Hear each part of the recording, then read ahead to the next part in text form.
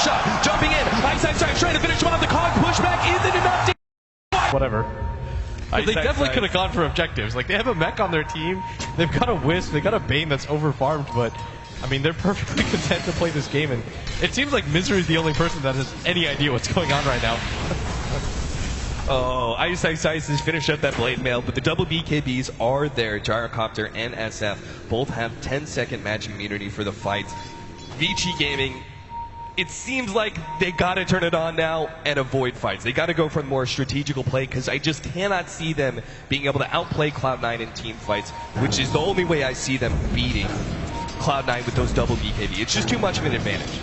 Yeah, but if the fights last as long as they just did, then anything can happen. But Ice, he's now got the Blade Mail, which you talked about. It's just not as effective as it once was. You've got Misery, he's got a 4-staff, there's 2 BKBs. You've got the Phoenix, who now is starting to pick up a lot of items. He's almost got a BKB of his own, and that'll be C9's timing. And I actually think they can just go for the Roshan if they want at some point. And I feel like they should just go back to playing objectives. Like, they don't have to dive behind towers to win this game.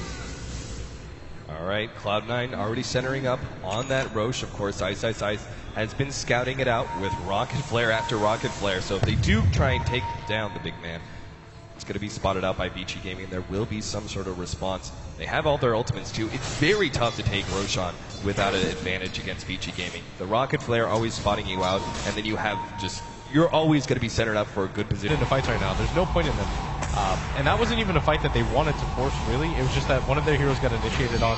They saw an opportunity to at least get a counter kill, which they did, but it definitely wasn't worth it for the trade for Super. These on the side of Cloud9, which obviously means that the Radiance isn't nearly as effective. Yeah, I still think it's going to be incredibly good, just because, I mean, it'll help them farm so much faster.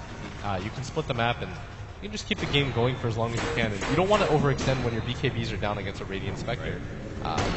The damage that it does to your supports alone is worth it. If you just take a look at the net worth, Vada almost doubles him. That's gotta look ugly for Vici Gaming's chances right now. He's still 1k away from just the relic. That's not even mentioning the recipe. There's the Glimmer Cape that we were talking about earlier for Misery. There's some scribbles too. Yeah, there's some. Misery knows. He seems to know what's going on. There's got to be someone up here in this top lane, and it is indeed Ice. Waiting for his opportunity to get a pick off. Yeah, Ward will spot him coming a mile away. This is such smart warding by them, because they had this warded and this warded, so there's actually no way to reasonably gank Ice. And the reason why they warded like that is because they know that the tier 1 tower is the next objective. So where do you ward? Wherever the next objective is. Right. Except for just a little bit of AoE damage from the Ice Blast and the Rocket Flare. Yeah, and that's a pretty deadly combination, and it should extend the game for much longer than it should, but net worth still quite bad for Vici Gaming right now, and the Spectre's not really catching up. The problem with this hero is that you have a really static laning phase. You can't really go anywhere else to farm safely. Jungling isn't really an option. There are a few builds that you get like pulling. His next item choice, he got a lot of gold on him. He is choosing to go for the Scotty. I was just about to ask you. Butterfly, I feel like Scotty's the better option here, solely because of the pure damage nukes. On top lane, they're going to try and burst down Eternal Envy. Big Daddy No-Tail comes in, trying to go for the save, but now he's punched back. He's going to go down. Vici Gaming have just found a huge opening out of lane, and now it's going to be caught. Beautiful ball blocking from on 7. How he's searching for a way out of this death hole that he got himself into, but the 3 heroes from Cloud9 will ensure the kill at the very least. That was a huge pickoff in that top lane, but it all just kind of gets thrown away with House jump to bottom. That had to have been a misclick. There's no way that they keep the game going for a little bit longer. They slow down Eternal Envy's farm, and more importantly, they buy some time for Hao. Like, if Hao hadn't died there, he'd have his Radiance, and that would just push C9 to the point where they just have to go for high ground at some point. Do you agree with Vada's choice to go for the Scotty, by the way? Yeah, I think against a team like Vici, I think maybe Satanic is the more likely option. Like Helm of Dom, get a Satanic, wait out the Ice Beam. I think going for the Scotty is too defensive. Alright, no relocate shenanigans for F1. Dang. You just decide 23, despite the very even kill count right now. Cloud9 are ahead by about 8,000 gold, 70% experience. Late game advantage, 45-15 minute marker when the Spectre is finally coming online. They're going to have the Aghanim Scepter coming in for Fenrir soon as well. I feel like Cloud9, this is their best opportunity to strike in 5-man pushing to farm away. Get both Alina obviously finishing hers earlier on, and then the Fenrir. Aghanim Scepter is going to be coming in soon as well. Yeah, that's going to be huge. Because if you get hit by one of those, the mech doesn't really do anything for you, and VG Gaming can kind of just chill and sit back and spam their spells. But they're probably just waiting for the Roshan more than anything. There's no real reason to risk it, and How at top is so afraid right now. Like, he knows something is up, but I think he might just risk this. There's like 10 seconds that go by and nobody shows up on the map. They're throwing out the stuns. How Misery, he's found How. Super, he's trying to stop this one. There goes the hook shot all the way in. Ice goes in the back. Fun is going to let off that ultimate, but they've already taken down No-Tail with, oh my goodness, what a big combination of plays. Both Seven and Turtle Envy will single-handedly take out all of VG Gaming. And now they're going to march straight through the tier 2s, go up to tier 3s as well, see if they can force the buybacks, but there's not a single one out for VG Gaming. Yeah, there was no way that was the right choice. VG Gaming, I think they had an idea of what was up, but you just have to give that tier 2 tower up, if anything, and just play a little bit more safe, because you know How with that Radiance can continue to out-farm, but it doesn't even matter, as they're already going on the high ground. Nobody from VG Gaming really affords a buyback here, because they just had to all-in go for items right now, and this is going to mean Elena Rax guaranteed. FY doing his best to extend the game. Decides to split up, but guaranteed Rax in 33 minutes. Well played. The range rack's going to be left to the range creeps here to finish out. And they'll deal with both the middle and bottom lane pushing in. So Cloud9 have just given themselves a gigantic advantage. Before the 35-minute marker, VG Gaming obviously suffering quite heavily. Even if they did finish up that Radiance on the Spectre, you're going to need a lot more items to deal with a very farmed Gyrocopter in SF. Yeah, they're just waiting for the next Roshan to be able to go straight down. I think you continue to just further take control of their jungle. I'm pretty sure they still have the gem. Yeah, Bone 7 still has his gem, so you just continue to take control of the jungle whenever you can, and just make it so that VG Gaming are holed up in their base. If you only give How the top lane to farm when it already has super creeps, I mean, slim pickings. Cloud9. Roshan's going to be coming up soon.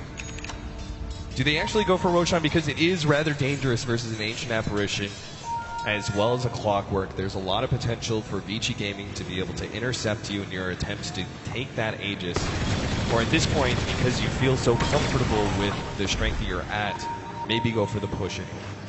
I mean, I think you go for the Roshan, go for the push, all-out assault. You just completely dominated in a team fight. VG Gaming, they don't have that Aghanim Scepter quite yet on Fenrir. That's probably the item that's going to change their luck the most in this game, but I mean, C9 can just hold back, do whatever they want, because VG Gaming can't really spread out that far to farm. Like, you can use this section of the jungle, like these, maybe these 2 creep camps, and then here's where you draw the line. Like, How is playing really risky at this point, but he has to, right? Because he has to find farm somewhere, but I mean, there's always going to be a risk at this point just because C9 have so much control of the map. Oh yeah, the items just keep on being raked in. Ooh, there it is. Double Aghanim Scepter. I was wondering what FY was going to do with all the gold that he was picking up. An Aghanim Scepter. So big opportunities here. If he manages to steal, one of the most obvious steals he can get is, of course, going to be the Bane. Fiend's Grip. This is so smart from VG. Because C9 is never going to expect them to go for this. They're like, okay, well, we're dominating the game. Why would they leave their base at this point? But VG Gaming smoked up. They've got the Aghanims on both their support heroes. I don't even know how they managed to do that, but they have the gold. Like Cloud9. Either they seem to know something is up, which would be a little odd, or they just want to play this as defensively as humanly possible, perhaps given their track record for being unable to close out the game as fast as they would like to. So they're going to play this very defensively.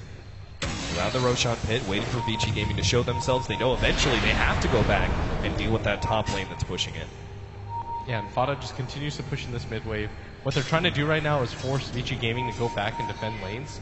So you'll notice that How's at top, and nobody from VG really wants to go back and defend, because if you show yourself on the map, then C9 just immediately go for the Roshan, but it looks like they're going to go for the smoke instead. Of course, this is the big advantage of running a Spectre right in that you can have that hero be up in the top lane, split pushing, whatever, and can still be there to join you for the rest of the fight.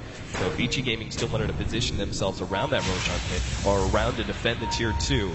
How can join them at any point in time? He just continues to steal spells. That's going to be short raise, I believe. I'm not sure if FY is really going to make use of that one. The tier 2 very rapidly going down as Cloud9. Here comes the first Ice Blast here. Jump in. Telekinesis are going to try and blow up on him right away. They are successful. Taking him out. And now Vici Gaming perhaps just want to get out of this one. Ice is already dead. They have the Supernova on top. Looks like Cloud9 Super wants to go for the kill now on Misery. Managed to stun him up a little bit, slow him down. The dagger is there as well. No tail. They actually managed to get a really good set. FY jumping forward. He's on the Nova. He's going to be able to pop that one. And Cloud9, they're trying to get out of here. Misery's going to go down. He sleeps himself 4 steps away, trying to get some distance desperately, but will not be able to get away from Hao. Oh, and he's still alive. He is unbelievable. He's slowing down Eternal Envy for the rest of his team. They're going to get to Eternal Envy. No Trail goes down first. He's dead as well. The Ice Blast over the top. FY is gone. I don't even understand what he just did there. He steals the sleep. He somehow gets the egg, completely turns the fight around. Vici Gaming with the wipe of the century. I still can't comprehend what he just did, but I mean, you talk about supports not being impactful in the late game, but you just proved it right there. That Aghanim Scepter went to work. Unbelievable. Over a 15,000 net worth advantage for Cloud9 is now being threatened as Vici Gaming start pushing outside of their base. They're going to try and get some objectives here, going straight for that tier 2 in the middle lane. Just getting whatever the gold they can to rack up for Hao, who now has a Yasha in his inventory. I mean, just look at the items that C9 have right now. They almost have a full they actually have the full Satanic on Envy. He's got a BKB that isn't even at 6 seconds. It's still at 7. We've got SF, who's got a full-on Butterfly Scotty with an 8-second BKB, and Vici Gaming still managed to win the fight with almost no farm on anybody. I just actually can't even comprehend that just happened. And it's such a high-profile, high-pressure match for Cloud9 that's got to rattle you a little bit that you're up so far ahead, and Vici Gaming just managed to take a fight against you, but they can't afford to give up any room for Vici Gaming to sit back and farm. They're still in a really great position, and that Roshan is still up. Vici Gaming were unable to take it during the downtime.